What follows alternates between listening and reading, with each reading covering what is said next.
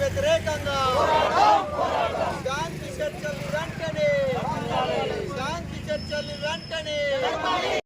అట్లాగే హైదరాబాదు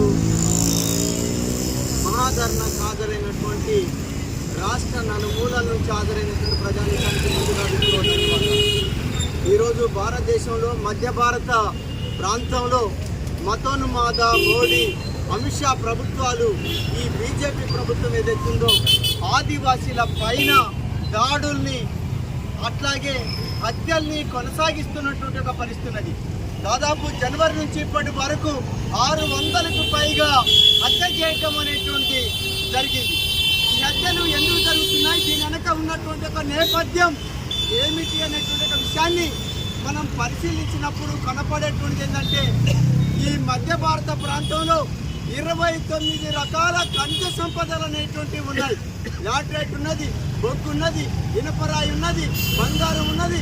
ఇట్లా ఈ సంపదలన్నింటినీ మొత్తం భారతదేశంలో ఉండేటువంటి బడా కంపెనీలు, కార్పొరేట్ కంపెనీలు, అదానీ అంబానీ కంపెనీలతో పాటు సామ్రాజ్యవాద కంపెనీలకి ఈ సంపదనంతా అప్పగించడానికి కోరుకున్నది.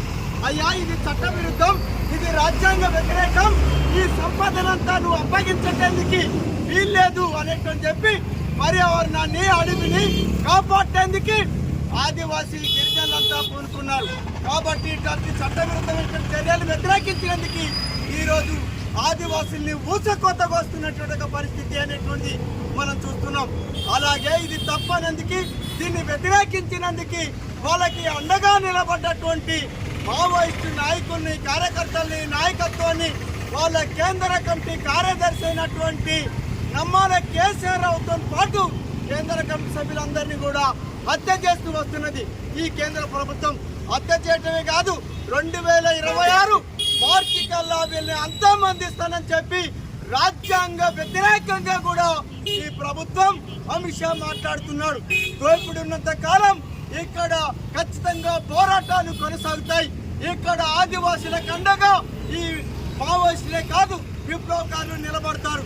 అడవిని, అడవి సంపదని కాపాడుకుంటాం, రక్షించుకుంటాం. ఇట్లాంటి హత్యలతోటి, ఊచకోతలతోటి విప్లవోద్యమాన్ని వెనక్కి కొట్టొచ్చు అనేటువంటి చెప్పి ఈ ప్రభుత్వాలు అమిత్ షా భావిస్తే మాత్రం ఇంతకంటే ఎర్రిబాగులతనం మరొకటి ఉండదని చెప్పి సందర్భంగా పోరాటాల పోరుగడ్డైనటువంటి తెలంగాణ రాష్ట్రానికి కేంద్రమైనటువంటి హైదరాబాదు గడ్డ మీద నుంచి ప్రభుత్వాన్ని, ఈ పాలకుల్ని హెచ్చరిస్తున్నాం.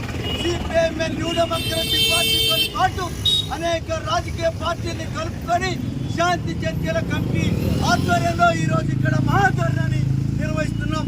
ప్రజా ఉద్యమాలతోటి ఇట్లాంటి ప్రజా ఉద్యమాల పోరాటాన్ని వెనక్కి కొట్టేందుకు పూనుకున్నటువంటి ప్రభుత్వాలకి తగిన బుద్ధి చెప్తామని చెప్పి సందర్భంగా ఈ ప్రభుత్వాన్ని హెచ్చరిస్తాం.